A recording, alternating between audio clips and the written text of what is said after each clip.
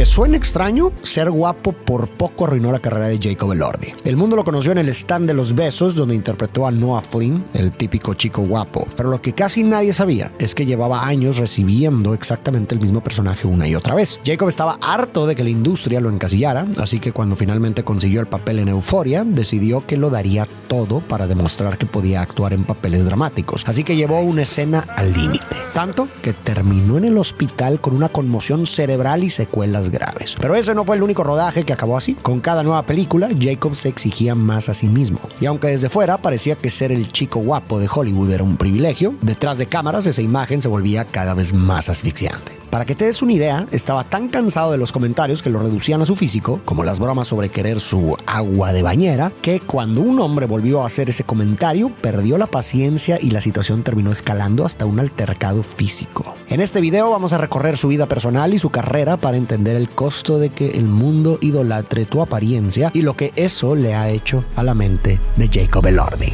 De niño, su vida parecía ideal. Padres amorosos, 3 hermanas que lo consienten y es popular gracias a que juega rugby. Solo hay un problema. Jacob se siente en conflicto. Es más sensible que sus compañeros y en una escuela de puros hombres y testosterona se siente fuera de lugar. Donde realmente encaja es con sus hermanas y en el teatro, que logra apasionarlo más que el deporte. El problema es que cuando sus compañeros descubren esta pasión, llegan las burlas y los cuestionamientos sobre su masculinidad. Así que para proteger su reputación sigue jugando rugby. Él mismo ha dicho que en esa época se sentía como Troy Bolton, dividido entre el deporte y el escenario. La primera obra en la que participa es Seussical, un musical basado en los cuentos del Dr. Seuss. Jacob consigue el protagónico del gato en el sombrero y con eso llegan cosas. Número 1, aún más burlas. Y número 2, la realización de que ama el teatro y que quiere dedicarse a la actuación. Aunque claro, no lo comparte con nadie, pues sabe lo que sus compañeros dirían. Después participa en Charlie y la fábrica de chocolate y en Sueño de una noche de verano, la obra de William Shakespeare. Con cada nueva obra, Jacob se siente más cómodo con esta pasión. Así, cuando llega el día de la presentación de Sueño de una noche, decide dejar de esconderse. Llega al teatro con brillantina morada en los párpados y algunos mechones rosas en el cabello. Sus amigos se quedan pasmados, pero a Jacob no le importa, ya que sabe que tiene un papel que interpretar. A partir de ese momento, Jacob se sumerge por completo en las historias. Lee todas las obras que caen en sus manos y devora películas sin parar. Entre ellas está El laberinto del fauno de Guillermo del Toro, un cuento de hadas oscuro y retorcido. La ve en familia y cuando termina, su mamá, sabiendo cuánto le gusta la actuación, le dice medio en broma, medio en serio, que nunca trabaje con Guillermo, pues la imagen del hombre pálido la dejó profundamente perturbada. Además, Jacob pasa horas viendo audiciones y entrevistas de sus actores favoritos. Uno de ellos es Heath Ledger, a quien descubre en El Caballero de la Noche. Verlo como el Guasón termina de confirmarle lo que quiere hacer: interpretar personajes complejos e intensos. Y hay un detalle más que lo marca: Heath Ledger también es australiano, lo que le hace pensar que si alguien como él pudo llegar a Hollywood,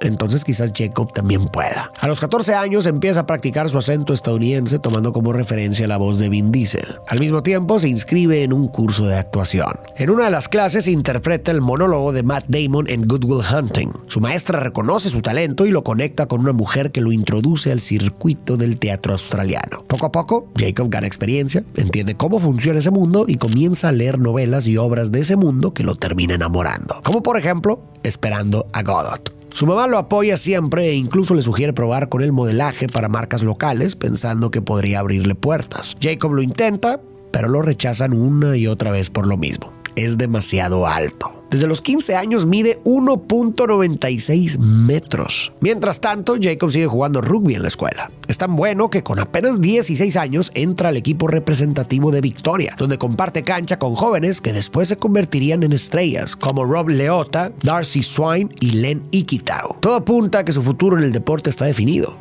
pero otra vez no se siente pleno. Actuar es su sueño, pero aún no sabe si se atreverá a perseguirlo. Entonces llega el partido que cambia su vida. En una mala jugada, Jacob se rompe un hueso. La lesión es grave, pone fin a cualquier futuro en el rugby, pero también le hace sentir libertad, pues ahora solo le queda una opción: perseguir su sueño. A partir de ese momento decide apostar todo por el teatro. Al principio su papá no está convencido. Le dice que triunfar como actor es una posibilidad entre 1.000.000. Pero Jacob, lejos de desanimarse, le contesta: ¿y por qué no puedo ser yo ese 1 en 1.000.000? Empieza a audicionar sin parar y a involucrarse en cualquier proyecto que le permita actuar, incluso en cortos de estudiantes de cine de la Universidad de Queensland. Pero pronto se da cuenta de un patrón. Los únicos papeles para los que lo llaman son siempre los mismos: el protagonista de un romance adolescente. Y no es casualidad. No podemos negar que Jacob es un chico apuesto y por eso encaja perfecto en esa fantasía romántica que muchas adolescentes idealizan. El problema es que eso no es lo que él busca. Jacob ama la literatura, la profundidad emocional y los personajes complejos, cosas que ese tipo de romances en su mayoría no ofrecen. Cansado de no encontrar ese tipo de papeles, decide crear uno. Así, junto a su amigo Liam Riordan, escribe el guión del cortometraje Max and Josefa. En la historia, Jacob interpreta a Max, un chico rico que estudia en una escuela privada. Max huye de casa y en el camino conoce a Josefa, un chico de la calle con quien entabla una amistad algo inesperada. Como puedes ver, el corto se aleja de las típicas historias adolescentes para explorar temas con más peso, como los prejuicios de clase social. Es el tipo de proyectos que Jacob quiere hacer. Sin embargo, muy pronto va a descubrir que para abrirse paso en la industria, primero tendrá que aceptar historias que repudia. Ese patrón comienza cuando consigue un papel en Swinging Safari, una comedia satírica australiana ambientada en el verano de 1975. La película sigue a 3 familias vecinas cuyos padres deciden sumarse a la revolución sexual, mientras los hijos causan destrozos en el vecindario. Como era de esperarse por su apariencia, Jacob se queda con el papel de Rooster, el chico guapo y rebelde del barrio que domina la jerarquía social. Al poco tiempo, Jacob consigue un pequeño papel como extra en Piratas del Caribe: La venganza de Salazar, que se graba en Australia. Aparece como un infante de marina de casaca roja. No tiene líneas, pero la experiencia le sirve para entender cómo funciona un set de cine y lo grande que puede ser ese mundo. Lejos de intimidarse, sale más motivado que nunca. Empieza a enviar audiciones a todos los castings que encuentra. Una tras otra, las respuestas son negativas, casi siempre por ser demasiado alto. Para Jacob esto es bastante frustrante, pero lo que hoy siente como mayor desventaja, más adelante terminará abriéndole la puerta al papel más grande de su carrera hasta hoy. Después de más de 100 intentos fallidos, envía una audición más, sin imaginar que esa sería la película que le cambiaría la vida, y también la que más llegaría a odiar. Y esta se llama El stand de los besos. Noah, por favor, dime algo. Algo. ¡Vámonos! Esta es una comedia romántica de Netflix basada en un libro que nació en Wattpad, una plataforma donde muchos adolescentes escriben historias románticas llenas de fantasías y clichés. De hecho, El stand de los besos fue escrita por un adolescente y gira en torno a ese ideal del chico guapo sin demasiada profundidad, justo el tipo de papel que Jacob detesta. La historia sigue a Elle, interpretada por Joey King, una chica que se enamora de Noah Flynn, el personaje que le ofrecen a Jacob. Noah, claro, es el típico chico malo, anda en motocicleta y todas las chavas están obsesionadas con él. El personaje tiene todos los comportamientos cliché que te puedes imaginar. Por ejemplo, cuando unos chicos acosan a Elle por llevar una falda demasiado corta, Noah aparece como el novio sobreprotector y se pelea para defender su honor. También tiene diálogos exageradamente cursis, como: nunca me había sentido así antes, me vuelves loco. Para Jacob, que sueña con convertirse en uno de los grandes nombres de Hollywood, pensar en hacer este papel lo horroriza. Aún así, entiende que es una oportunidad que no puede dejar pasar, pues si al stand de los besos le va bien, puede usar ese éxito para conseguir mejores papeles. Y si bien lo logrará, este papel traerá algunas consecuencias de las cuales le tomará bastante tiempo librarse. Cuando llega al set en Ciudad del Cabo, Sudáfrica, conoce a su coprotagonista, Joey King. Desde el inicio, la química entre ellos es evidente. Tanto que poco después comienzan una relación en la vida real, lo que hace que sus escenas juntos se vean mucho más creíbles. Parte importante del personaje de Noah es que siempre anda en motocicleta, y Jacob nunca se ha subido a una en su vida. Así que apenas llega a Sudáfrica, tiene que aprender a manejar moto a contrarreloj. Por suerte lo logra, y no solo eso, termina gustándole tanto que después se vuelve una de sus aficiones. Sin embargo, hay otro detalle que sí le genera un conflicto serio.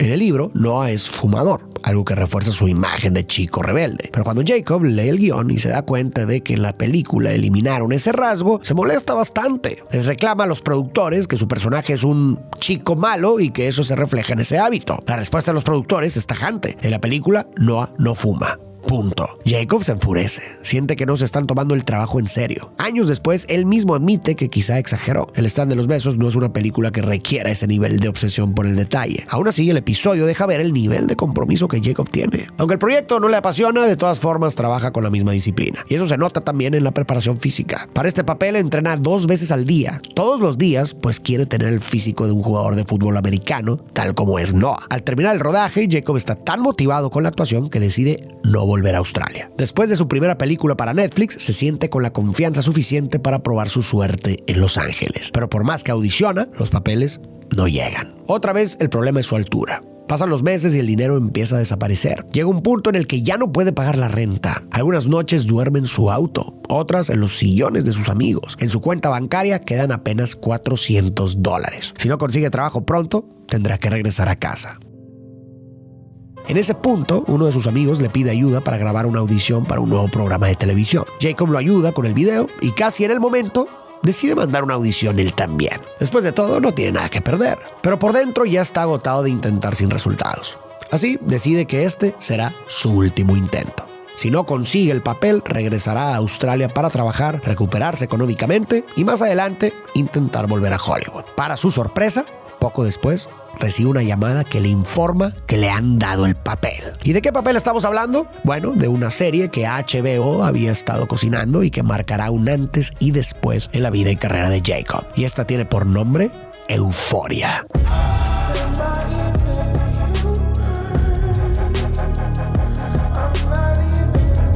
Aunque Jacob todavía es un completo desconocido, su audición impresionó a los directores del casting. Su presencia en la pantalla y su mirada oscura los convencieron de que él sería el Nate Jacobs perfecto. Este detalle sobre su mirada va a ser importante más adelante, así que recuérdalo. Con esa buena noticia llega otra más. Por fin se estrena El stand de los besos en Netflix. En cuestión de días, la película se convierte en una de las más vistas del año y Jacob en una estrella de la noche a la mañana. Literalmente. La película se estrena de madrugada, por lo que Jacob se va a dormir como cualquier chico normal y despierta con 4 millones de nuevos seguidores en Instagram. La fama, sin embargo, no resulta tan atractiva como la había imaginado. De pronto, millones de personas revisan su cuenta personal de Instagram, opinan y analizan cada detalle. Y lo más incómodo es que casi todos esos comentarios no hablan de su actuación, sino de su cuerpo y su físico. Jacob empieza a sentirse tan invadido y expuesto que termina borrando casi todas sus fotos. Con el tiempo, incluso decide desactivar su cuenta por completo. Pero cerrar Instagram no resuelve el problema, porque en Twitter, hoy X, la conversación continúa. Personas que escriben cuánto desean tocarlo y tener relaciones íntimas con él, que fantasean con meterse a su casa para robar su ropa interior, e incluso que analizan sus fotos en traje de baño para calcular cuánto mide su miembro. Al leer estos comentarios, Jacob se siente muy incómodo. Le molesta que lo sexualicen y hablen de él como si fuera un objeto para consumir y no una persona. Esa misma frustración la expresa en una entrevista con la revista Men's Health. Ahí explica que lo que más le pesa es que, aunque él quiere ser tomado en serio como actor, mucha gente solo se fija en su cuerpo y en su altura. También señala algo interesante, que casi nunca se habla de la sexualización de los hombres. Y aunque reconoce que quizás no es comparable con lo que viven muchas mujeres, cree que también es un tema que merece atención. Sin embargo, al mismo tiempo, reconoce que su físico es, en gran parte, la razón por la cual consiguió el trabajo. Por eso mismo, comparte que ha empezado a sentir mucha presión por mantener un cuerpo musculoso y atlético. Con todo esto encima, Jacob empieza a preguntarse si la actuación es realmente el camino que quiere seguir. Le gusta actuar, pero no todo lo que viene con ello. Por ahora decide continuar, pero la duda seguirá dando vueltas por su cabeza. Unos meses después se muda a Vancouver para grabar Two Hearts, donde una vez más interpreta al galán que enamora a la chica. Aunque no es el tipo de papel que quiere, porque solo lo encasilla más en ese estereotipo, tampoco está en posición de rechazarlo. Necesita el trabajo, así que continúa aceptando estos proyectos. En su vida personal, las cosas tampoco salen como esperaba. A pesar del éxito del stand de los besos, la relación entre Jacob y Joy no dura. Poco después comienza el rodaje de Euphoria, donde otra vez le toca interpretar al chico rudo. A primera vista parece el mismo estereotipo de siempre, pero esta vez hay algo diferente. El personaje tiene más capas, lo que le da a Jacob una verdadera oportunidad de demostrar lo que puede hacer como actor. Verás, la serie sigue a un grupo de estudiantes de preparatoria, pero se aleja por completo del drama adolescente tradicional. En lugar de idealizar esa etapa, se enfoca en sus lados más oscuros: la adicción, la sexualidad, la violencia y el trauma. Dentro de ese mundo, Jacob interpreta a Nate Jacobs, la estrella del equipo de fútbol. Por fuera parece seguro y dominante, pero por dentro vive con estallidos de ira, atrapado en un ideal de masculinidad nocivo y en conflictos que no sabe cómo manejar. En el fondo, todo ese comportamiento nace de un secreto que arrastra desde niño. Como se podrán dar cuenta, este papel va mucho más allá del chico guapo. Jacob lo sabe y entiende que este papel podría cambiar la manera en que lo ve la industria, así que no piensa desaprovecharlo. Para prepararse, empieza a entrenar en los mismos gimnasios que frecuentan muchos TikTokers, observando su lenguaje corporal y la forma en que se relacionan con las chicas. También encuentra una fuente de inspiración fuera de lo común: los tiburones. Como Nate tiene actitudes de un depredador, Jacob pasa horas viendo documentales sobre tiburones para adoptar ciertos manierismos. Pero todavía hay un problema: Jacob no tiene un lugar fijo donde vivir. Cuando comienza el rodaje de Euphoria, un productor nota que pasa casi todo el tiempo entre su tráiler en el set y su coche. Jacob le explica su situación y el productor le consigue un cuarto de hotel para el resto de la filmación. El rodaje, sin embargo, resulta muy exigente. Durante meses, Jacob tiene que habitar la mente de Nate Jacobs, un personaje violento, volátil y emocionalmente fracturado. Para él, ese periodo se convierte en una etapa especialmente oscura. Constantemente debe recordarse dónde termina Nate y dónde empieza él, para no perderse en esa intensidad, algo que ya le ha ocurrido a otros actores. Aún con el costo emocional que implica, está decidido a demostrarse a sí mismo y a los demás que es mucho más que una cara bonita. Jacob sabe que una de las escenas más intensas de su personaje ocurre al final de la temporada. Ahí Nate se enfrenta a su padre en una pelea que termina con el colapso mental de su personaje. Eso es todo lo que el guión indica. Pero Jacob decide ir más allá. Al momento de grabar, cree que la mejor forma de expresar toda la frustración, la ira y la impotencia de Nate es golpearse la cabeza contra el suelo. Y lo hace de verdad, una y otra vez. El resultado es una escena excepcional, pero las consecuencias son severas. Jacob sale del set con la cabeza sangrando. Al terminar la jornada, las náuseas se vuelven insoportables y empieza a vomitar. Lo llevan al hospital, donde le confirman que sufrió una conmoción cerebral causada por el trauma físico que él mismo se provocó. Aún así, no se arrepiente. Para él, este era el precio de tomarse la actuación en serio y dejar atrás el encasillamiento del chico guapo. El problema es que esta no será la única vez que esa necesidad de probar su talento lo lleve demasiado lejos. Esta vez fue una conmoción, pero después vendrán decisiones cada vez más extremas que pondrán en riesgo su salud y lo volverán a llevar al hospital. Afortunadamente, la serie resultó ser un éxito a nivel global. La crítica aplaude su interpretación y muchos se sorprenden al descubrir que Jacob no fue elegido solo por su apariencia, sino por su talento, consolidándose como uno de los actores jóvenes más prometedores de su generación. Los elogios crecen cuando la serie se convierte en un fenómeno global, especialmente por sus tramas polémicas. Algunos padres critican las escenas explícitas y el retrato de sustancias, sexo y situaciones extremas, considerándola una mala influencia. En cambio, muchos adolescentes conectan profundamente con la historia, aunque algunos empiezan a romantizar a Nate Jacobs. Jacob responde que la serie es un retrato honesto de realidades que pueden vivir algunos adolescentes, y deja claro que Nate es un narcisista y un sociópata cuyas acciones no son justificables, o sea, que no hay glorificación de nada. Sin embargo, justo cuando empieza a ser visto como un actor serio, Netflix le llama para decirle que tiene que regresar a grabar las secuelas del stand de los besos. Y sí, escuchaste bien, secuelas. Graban la parte 2 y la parte 3, una detrás de la otra. Para Jacob, la experiencia es incómoda y contradictoria. Para empezar, la película nunca fue un proyecto que le entusiasmara ni algo de lo que se sintiera particularmente orgulloso. Encima de eso, el contraste emocional de pasar de interpretar a un personaje tan oscuro como Nate a volver a ser el interés amoroso en una comedia romántica es bastante fuerte. A eso se suma que tiene que trabajar de cerca con su ex, Joey King. Aún así, aunque hay cierta tensión, ambos se mantienen profesionales y sacan adelante sus escenas. Con el proyecto ya atrás, Jacob decide tomarse un respiro y se va de vacaciones a Grecia, pero no solo. Viaja con su coprotagonista en Euphoria, Zendaya. Todo apunta a que la conexión nació en el set y con el tiempo se volvió algo más. Sin embargo, optan por la discreción. De cara al público, insisten en que solo son amigos. E incluso Jacob dice en una entrevista con GQ que Zendaya es como su hermana. Pero las imágenes desde Grecia reavivan los rumores, y estos crecen cuando Zendaya viaja a Australia para pasar el Día de Acción de Gracias con la familia de Jacob. Para muchos, eso confirma la relación. Aún así, ninguno de los dos aclara nada. Prefieren mantener su privacidad y no alimentar la conversación. Poco después, Jacob consigue un papel en Aguas Profundas, un thriller protagonizado por Ben Affleck y Ana de Armas. Durante el rodaje, Jacob aprovecha para pedirle un consejo a Ben. Sabe que es alguien que ha vivido durante años bajo esa mezcla constante de fama, morbo y sexualización. Si alguien puede decirle cómo manejar esa presión, es él. Pero su respuesta no lo tranquiliza. Le advierte que llega un punto en el que empiezas a preguntarte si realmente quieres privacidad o si también disfrutas la atención y que a veces puedes sentirte como una farsa. Con eso, Jacob entiende que el costo de esta carrera es más alto de lo que imaginaba. A partir de entonces, la duda pesa más. No sabe si está preparado para todo lo que perseguir su sueño implica. Aún así, se prepara para grabar la segunda temporada de Euphoria. Pero antes, llega la pandemia del COVID-19 y todo se detiene. La producción de la serie queda suspendida por tiempo indefinido. En medio de esa incertidumbre, Jacob decide volver a Australia para pasar el confinamiento con su familia. Sin embargo, la distancia termina afectando su relación con Zendaya. Con el paso de los meses, ambos se van alejando y la relación llega a su fin. Para empeorar las cosas, se estrena la película que tanto le incomoda, El Stand de los Besos 2. Y una vez más, el proyecto se convierte en un éxito masivo. Pero los fans comienzan a notar que durante las entrevistas promocionales, Jacob se ve miserable. Por ejemplo, cuando le preguntan cómo se preparó para el rol, Jacob responde: solo improvisé, no había mucho que pudiera hacer al respecto. Fue como un sueño largo. Estaba tan agotado después de meses grabando Euphoria que siento que nunca terminé de despertarme del todo. Creo que simplemente lo saqué adelante. En otro momento, un entrevistador le pregunta si le gustaría hacer una cuarta película y qué cree que pasaría en ella. Apenas escucha cuarta película y a Jacob se le borra la sonrisa. Luego responde con un tono claramente sarcástico: creo que me gustaría verlos a todos juntos en un asilo de ancianos. Y cuando le preguntan cuál es su parte favorita de la película, responde algo políticamente correcto, pero nada en su expresión hace pensar que lo dice en serio. Más bien parece que quiere que la entrevista termine lo antes posible. Al mismo tiempo, los comentarios que lo reducen únicamente a su físico comienzan a multiplicarse.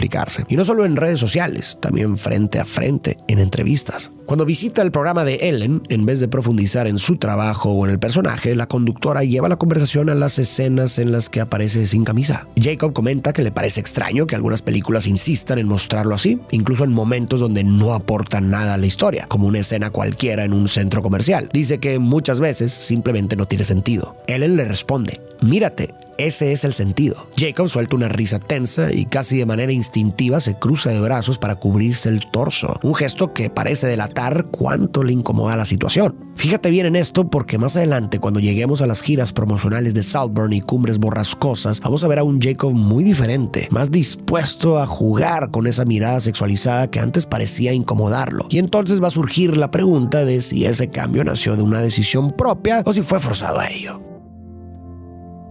Volviendo a su vida amorosa, en septiembre del 2020 aparecen fotos de Jacob con una nueva pareja, Kaia Gerber, hija de la supermodelo Cindy Crawford. Esta relación es muy distinta a la que tuvo con Zendaya. Esta vez no intentan esconderse. Al contrario, hacen pública su relación y hasta comparten en redes una foto de sus disfraces de Halloween. Elvis y Priscilla Presley. Una coincidencia llamativa, considerando el proyecto en el que participará en algunos años. Y bueno, ahora sí, finalmente llega el momento de grabar la segunda temporada de Euphoria. Pero esta vez todo avanza mucho más lento. Los protocolos por el COVID complican la producción y además el director Sam Levinson decide filmar toda la temporada en película analógica de 35 milímetros, un formato que requiere largos tiempos de preparación entre cada toma. Por todo esto, la grabación se extiende casi 9 meses. Para Jacob, eso significa pasar mucho más tiempo dentro de la mente de Nate, un personaje que, conforme avanza la historia, se vuelve cada vez más oscuro. Esta temporada se mete de lleno en la relación de Nate con su papá, con escenas especialmente duras. Pero lo que más le pesa a Jacob son las que comparte con Casey, el personaje de Sydney Sweeney. Sus personajes inician una relación que rápidamente se vuelve tóxica, pues Nate manipula, humilla y lastima. Jacob ha contado que al grabar estas escenas se sentía casi como un diablo. Para interpretar esa crueldad tenía que desconectarse y apagar su empatía, pero aún así eso le generaba una culpa real, porque al final estaba tratando así a una compañera con la que tenía una buena relación. La experiencia termina siendo mucho más pesada que la primera temporada, no solo por la intensidad de la historia, sino por lo que implica permanecer tanto tiempo habitando a alguien así.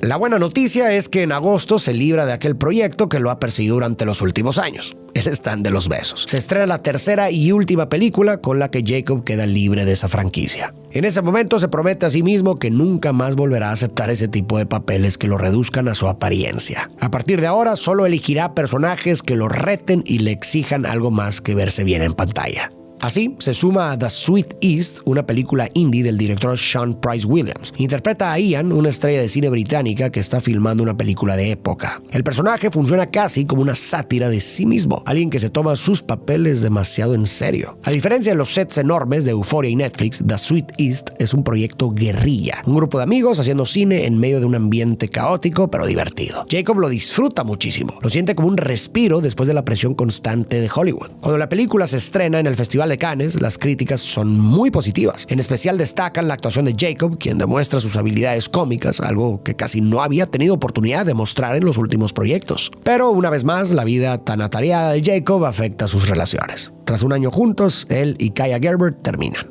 aunque quedan en buenos términos. Kaia incluso ha dicho que le agradece lo mucho que le enseñó sobre actuación.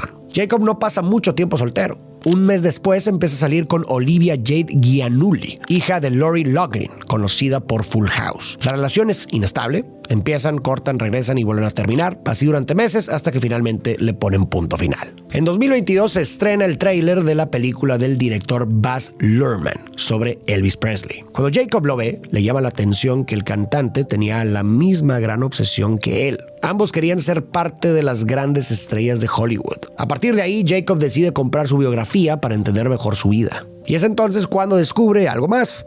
Elvis quería ser como James Dean y Marlon Brando, las mismas figuras que Jacob admira. Cada vez se sumerge más en la historia del cantante hasta que encuentra una entrevista en la que este aparece completamente exhausto. Sigue siendo carismático y gracioso, como siempre, pero en sus ojos se nota que ya no puede más. Jacob se siente identificado. Tal vez no vivieron exactamente lo mismo, pero hay emociones que sí comparte. Y justo después de sumergirse en esta pequeña obsesión, Jacob escucha de un nuevo proyecto que no puede creer. La aclamada directora Sofía Coppola está trabajando en una película sobre Elvis. Bueno, no exactamente. Se trata de una adaptación de la vida de Priscilla, la esposa de la leyenda del rock. Jacob, que ya está súper preparado, manda su audición. Cuando la directora lo ve, sabe que su búsqueda ha terminado. Irónicamente, no elige a Jacob únicamente por sus habilidades actorales, sino también por su físico. En entrevistas, Sofía ha comentado abiertamente que necesitaba a alguien que hiciera creíble que una chica como Priscilla pudiera enamorarse perdidamente de él. Y Jacob encajaba perfectamente en esa idea. Así, una vez más, Jacob se enfrenta a la realidad de que aunque el énfasis en su apariencia muchas veces le pesa, le guste o no, también le abre puertas en Hollywood. Y parece que esta idea empieza a mover algo en él, porque pronto la forma en la que maneja la atención de sus fans y de la prensa va a comenzar a cambiar. Unos días después, Jacob toma un avión para viajar a Londres, pero no para ver el Big Ben ni para subirse al London Eye o molestar a los guardias en el palacio. No, Jacob va a audicionar para otra película que lleva por nombre Saltburn. Esta película es dirigida por Emerald Fennell. En la sala solo están Jacob y otro actor leyendo escenas, sin cámaras ni una gran producción. Por primera vez en mucho tiempo vuelve a sentirse como un actor y no como una celebridad. Esa energía renovada la lleva directo a su interpretación y consigue el papel de Félix, el personaje secundario. La película sigue a Oliver, un estudiante universitario que intenta encajar en el rígido sistema de clases de Oxford. En ese proceso conoce a Félix, un joven de la aristocracia británica que es popular, rico y aparentemente perfecto, todo lo que Oliver no es. Los dos se hacen amigos y Félix invita a Oliver a pasar el verano en la finca de su familia llamada Saltburn. Es ahí donde Oliver empieza a poner en marcha un plan para ir ocupando poco a poco el lugar de Félix. Para prepararse para el papel, Jacob lee Retorno a Brideshead, la novela de Evelyn Waugh, una de las principales inspiraciones de la película. Pero no se queda solo en eso, también toma elementos de su propia vida. El sistema de clases en Australia es muy parecido al de Inglaterra y Jacob lo vivió desde joven. Asistía a una escuela privada en Melbourne, pero su familia no tenía el mismo nivel económico que muchas de las de sus compañeros. Esos recuerdos se vuelven clave para construir a Félix. Asimismo, se muda a Chelsea, una zona acaudalada de Londres, para perfeccionar su acento. Ahí observa de cerca a chicos de clase alta, imita sus gestos y su forma de hablar y pasa las tardes viendo Made in Chelsea, un reality sobre jóvenes adinerados. Cuando inicia el rodaje, Jacob se da cuenta de que esta experiencia es muy distinta a todo lo que había vivido antes. En lugar de que cada actor se hospede en un hotel o en su propio departamento, todos viven bajo el mismo techo en la mansión Drayton, prácticamente aislados del resto del mundo. Es algo parecido a un campamento de verano y eso de hecho ayuda a crear la atmósfera correcta entre los actores. Al poco tiempo, finalmente se anuncia que Jacob será Elvis en el proyecto de Sofía Coppola. El problema es que la noticia llega apenas 3 meses después del estreno de la película de Baz Luhrmann. Para muchos es demasiado pronto para otra versión de Elvis Presley. Jacob lo sabe y la presión es enorme. Pase lo que pase, va a ser comparado con Austin Butler, cuya interpretación había sido muy celebrada. Para prepararse, Jacob toma un camino poco convencional. En lugar de basarse en la imagen pública de Elvis, construye su interpretación a partir de Elvis and Me, de Priscilla Presley, quien fue la esposa de Elvis. Como la historia está contada desde su perspectiva, se apega al Elvis íntimo que ella describe, controlador, inseguro y emocionalmente dependiente. Luego viene la transformación física. Jacob es alto y delgado, así que necesita ganar peso para acercarse a la complexión más robusta del cantante. Empieza a comer mucho más y modifica su entrenamiento para ensanchar su figura. Pero los cambios pasan factura. Se siente inflamado, pesado, agotado, pero continúa. Quiere hacer el mejor trabajo posible y dejar atrás la etiqueta de solo un chico guapo. Toma clases de karate para trabajar los característicos movimientos de cadera y estudia entrevistas, sobre todo las más informales, para captar cómo hablaba cuando no estaba frente a las cámaras, porque no va a interpretar a la estrella, sino al esposo. Cuando arranca el rodaje de Priscilla, el equipo de maquillaje pasa horas transformándolo. Entre charlas le cuentan que su siguiente proyecto será Frankenstein, la nueva y más personal película de Guillermo del Toro. Fan del director, Jacob se entusiasma, pero al saber que Andrew Garfield interpretará a la criatura, no puede evitar pensar: le habría encantado ese papel. Desde entonces se empieza a imaginar qué habría hecho él con un personaje tan icónico. Meses después, la película Priscilla se estrena en el Festival de Cannes y recibe una ovación de pie de 8 minutos. Aunque Jacob no es el foco principal de la historia, su actuación es elogiada por la crítica. Destacan su habilidad para capturar los lados menos atractivos del cantante, como su dependencia a las pastillas o lo controlador que es con Priscilla. Y aunque lo presenta vulnerable, incluso patético, en ningún momento se pierde la sensación de estar viendo al rey del rock. Asimismo, parece que las horas estudiando la voz de Elvis rindieron frutos porque muchos están de acuerdo en que hizo un excelente trabajo. Como él mismo lo esperaba, lo comparan con Austin Butler, pero no de una forma negativa. Revistas como Variety y Rolling Stone aplauden la valentía de Jacob al desmitificar a Elvis. Dicen que mientras Austin interpretó a la leyenda, Jacob interpretó al hombre. El público también nota la diferencia casi ridícula de altura entre Jacob y su coestrella Kyle Lee. Parados uno junto al otro, Jacob se ve gigante junto a ella. Pero esto no es un accidente. Sofía Coppola quería representar visualmente la dinámica de poder entre ambos. Con esta película, Jacob termina de consolidar su reputación como un actor serio. Pero ese reconocimiento también trae polémicas. Cuando aparece en la portada de Esquire, le preguntan por el stand de los besos y Jacob responde sin diplomacia. Dice que le parecen películas ridículas y que nunca tuvo un interés real en hacerlas. Aceptó porque eran su puerta de entrada a Hollywood. La entrevista desata críticas. Muchos lo ven malagradecido y pretencioso. Sus coprotagonistas reaccionan públicamente. Joey King lamenta que él lo vea así, pues para ella fue una experiencia divertida. Y Taylor Sahar Pérez señala que es un error tirar piedras a tu propio tejado. Ante la polémica, Jacob aclara que está agradecido por la oportunidad, pero insiste en que no es el tipo de cine que quiere hacer ni el legado que busca construir. Para algunos esto confirma su pretensión, para otros demuestra que simplemente no quiere que esas películas lo definan. Afortunadamente llega el estreno de Saltburn, una película de la que Jacob sí se siente orgulloso, pero con ella también llega una avalancha de atención en redes, impulsada por sus escenas controvertidas. La más comentada es la de la bañera. Oliver, el personaje de Barry Keoghan, obsesionado con Félix, Jacob lo observa mientras se baña y se autocomplace. Cuando Félix se va, Oliver entra y bebe el agua que queda en la tina. La escena se vuelve viral en TikTok, donde miles reaccionan en tiempo real. La conversación escala aún más cuando aparecen velas etiquetadas como el agua de baño de Jacob Elordi. Considerando lo incómodo que él se siente cuando lo reduce en un objeto, el gesto parece el extremo de esa lógica. Sin embargo, en el programa de Jimmy Fallon decide tomárselo con humor cuando le piden oler una de ellas. Más tarde, al hablar de la reacción del público, se muestra agradecido. Dice que le entusiasma provocar respuestas viscerales. Si la gente grita en el cine o crea velas inspiradas en una escena, entonces la película logró entrar en la cultura. Y para él, eso es justamente lo que busca como artista. Este momento marca un quiebre interesante con el Jacob que habíamos visto antes. Aquí ya no parece pelearse con la atención que recibe por su cuerpo y su atractivo. Al contrario, da la impresión de que ha aprendido a jugar con ella. Pero hay un episodio que pone en duda qué tan genuinas eran esas respuestas. Y es el siguiente. Algunos meses después de la entrevista, Jacob fue a un hotel en Sydney. Ahí un hombre se le acercó grabándolo con el celular.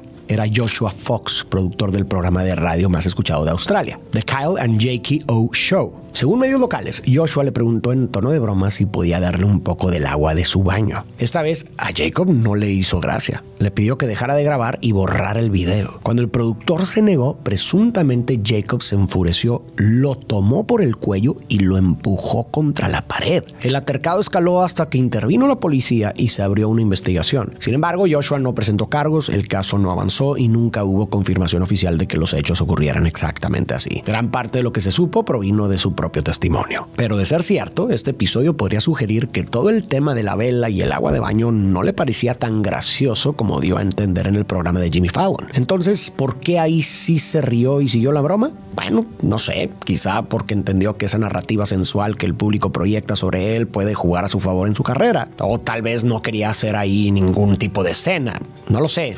Sin embargo, en su vida privada no parece sentirse tan alineado con ella. Pero esta es solo una posible explicación. Me encantaría saber qué piensas tú en los comentarios. Volviendo a Saltburn, la crítica le da una recepción bastante positiva. La actuación de Jacob es elogiada e incluso recibe una nominación a los premios BAFTA como mejor actor de reparto, aunque al final no se lleva el premio. Gracias a esto, el director australiano Justin Kurzel invita a Jacob a protagonizar su nueva miniserie, El Camino Estrecho al Norte Profundo, una adaptación de la novela del mismo nombre. La historia sigue a Dorrigo Evans, un médico de guerra que es capturado por el ejército japonés y debe sobrevivir en un campo de prisioneros. Jacob acepta el papel con muchísima emoción, pero pronto descubre que no va a ser nada fácil. Para poder verse como un verdadero prisionero de guerra, tiene que someterse a una dieta estricta y a un entrenamiento físico intenso. En solo 6 semanas, baja 9 kilos. El problema es que tanta exigencia termina pasándole factura. Su cuerpo resiente el esfuerzo.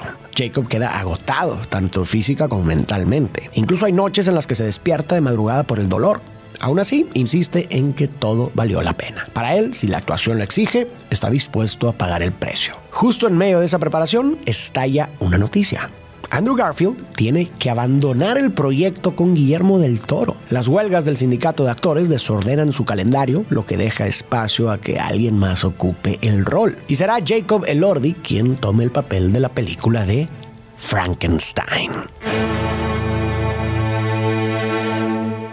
Cuando Andrew avisa que se baja del barco, el equipo de producción de Frankenstein entra en pánico. En solo 9 semanas tienen que empezar a filmar. Necesitan encontrar a otro protagonista de inmediato. Según el director de casting, Robin D. Cook, el actor que buscan debe medir casi 2 metros y además tener la capacidad actoral suficiente para sostener un papel tan complejo. Con esas características, las opciones se reducen muchísimo. En realidad, solo hay 3 nombres posibles, y uno de ellos es Jacob Elordi. Lo irónico es que su estatura, esa misma que al inicio de su carrera le cerraba puertas, ahora se convierte en su mayor ventaja. De pronto, Jacob recibe una llamada del equipo de Del Toro para una reunión por Zoom.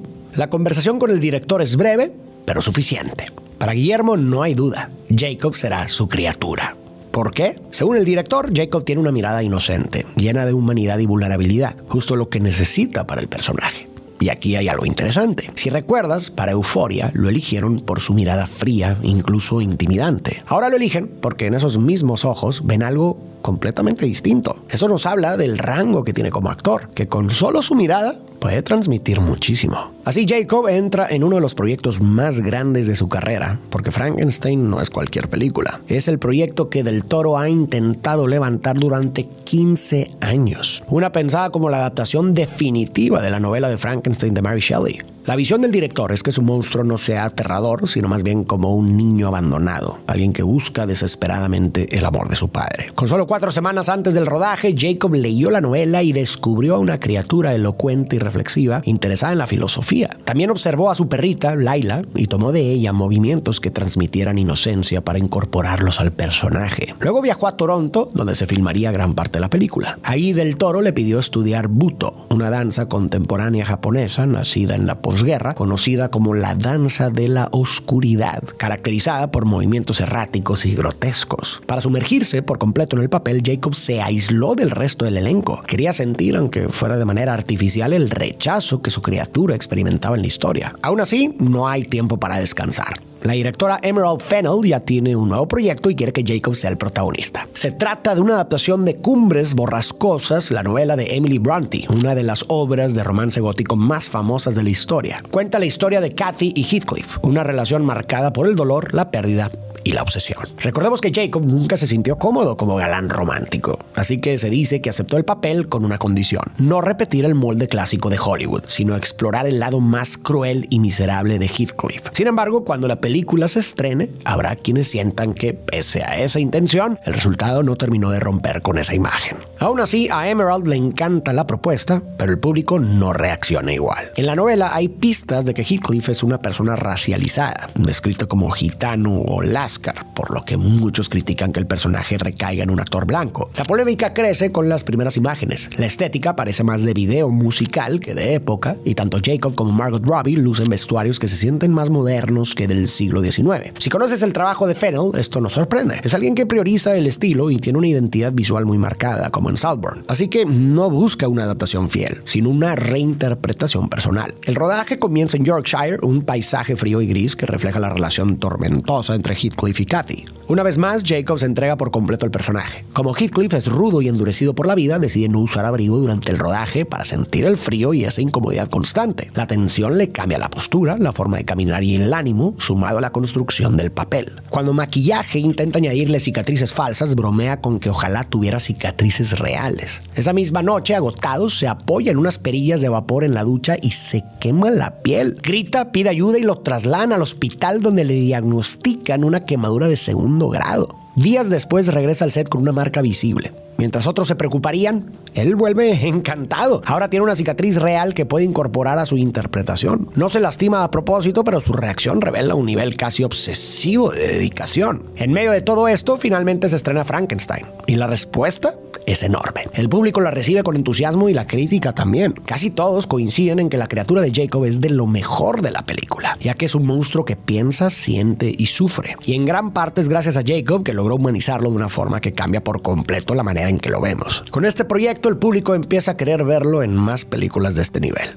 La actuación le consigue el premio como mejor actor de reparto en los Critics' Choice Awards e incluso una nominación al Oscar. Ahora solo queda esperar a las siguientes semanas de este marzo 2016 para ver si también se lleva la estatuilla. Su buena racha no se detiene. Se acerca el estreno de Cumbres Borrascosas y con él una gira promocional que empieza a dar de qué hablar. Sobre todo por la química que proyectan Jacob y Margot Robbie. En la sesión para Vogue, las fotografías los muestran especialmente cercanos, casi como si fueran pareja. En Hollywood es común que los actores jueguen con la tensión de sus personajes durante la promoción, pero aquí el tono parece ir un poco más lejos de lo habitual. En una de las imágenes aparecen en el pasillo de un hotel, demasiado cerca el uno del otro. Ella lleva un vestido casi translúcido y la escena transmite algo romántico, sensual, incluso un poco prohibido. En otra, Margot rodea la cintura de Jacob con las piernas, lo que hace que la escena parezca un momento íntimo entre dos enamorados. Luego vienen las entrevistas. Margot cuenta que en San Valentín Jacob la sorprende llenándole la habitación de rosas. Él dice que durante el rodaje ella se ve espectacular con el vestido de novia. Bueno, en realidad con cualquier cosa. El tono romántico llama la atención, sobre todo porque Margot está casada. Y la cosa escala. En entrevistas posteriores ella confiesa que se vuelven codependientes y admite que cuando Jacob no está cerca se siente como un niño sin su mantita. También revela que manda a hacer unos anillos inspirados en Cathy y Heathcliff con la frase: sea de lo que estén hechas nuestras almas, la suya y la mía son iguales. Jacob tampoco se queda atrás. Describe lo suyo como una obsesión mutua. Si tienes la oportunidad de compartir set con Margot Robbie, vas a querer estar a 5 o 10 metros de ella todo el tiempo. Te quedas viéndola tomar té, comer, hacer cualquier cosa. Y piensas en qué momento se va a equivocar, cuándo se va a romper la magia. Pero eso nunca pasa. Los comentarios desatan rumores en redes. Para algunos es un romance real, para otros una estrategia promocional similar a la que impulsó comedias como Con Todos Menos Contigo, donde la química entre Sydney Sweeney y Glenn Powell ayudó a vender la película. Que la verdad, por la publicidad que he visto que hacen en redes, yo sí pensaría que es parte del marketing. Pero bueno,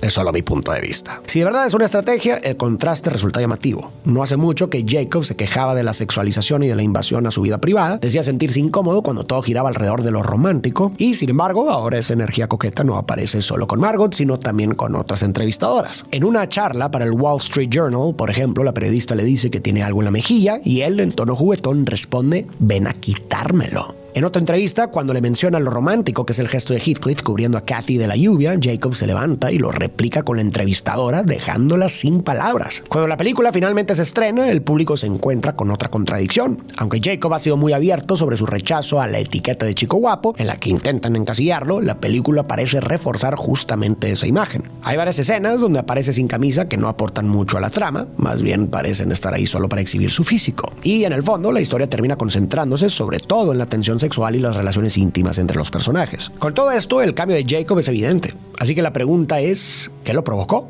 Bueno, la verdad la va a saber solo él, pero puede que simplemente se haya acostumbrado a la atención y hasta le divierte jugar con ella. O quizás sea algo más pragmático. En Hollywood una película no se vende solo por su calidad, sino por sus estrellas, por el deseo y la fascinación que generan. Por eso una obra independiente, por brillante que sea, rara vez compite con una superproducción encabezada por una celebridad. Ahí están los números. Amog recaudó $36 millones, mientras Jumanji, Bienvenido a la Jungla, superó los 900 millones. Así que aunque Jacob quisiera ser reconocido solo por su talento, está inmerso en un sistema en donde él también es parte del producto. Si quiere que sus películas vendan y que los estudios sigan apostando por él, necesita mantenerse atractivo para el público. Y en Hollywood, pocas cosas funcionan mejor que alimentar la tensión romántica y la fantasía. Quizás su mayor sacrificio no han sido las hospitalizaciones ni las transformaciones físicas, sino aceptar que para seguir en proyectos grandes tendrá que convertir partes de sí mismo en espectáculo, al menos por un tiempo. Algo parecido a lo que hizo con el stand de los besos. Quizás no era el proyecto de sus sueños, pero lo utilizó como plataforma para llegar a historias que sí lo retratan y lo movieran más. En términos más generales, la realidad es que no siempre podemos elegir el sistema en el que jugamos, pero sí la forma en la que nos movemos dentro de él. A veces toca aceptar ciertas reglas para usarlas como escalón hacia lo que realmente queremos construir. Obviamente siempre y cuando no crucen límites que nos dañen o nos obliguen a traicionarnos. Pero bueno, después de explorar la situación un poco más a fondo, ¿tú qué opinas? ¿Crees que Jacob participa en estas dinámicas por gusto? ¿Ya le gustó? ¿Ya se acostumbró? ¿O por pragmatismo? ¿Y hasta qué punto debería un actor o un artista o lo que sea ceder su imagen para mantenerse vigente? Me encantaría leer tus opiniones en los comentarios.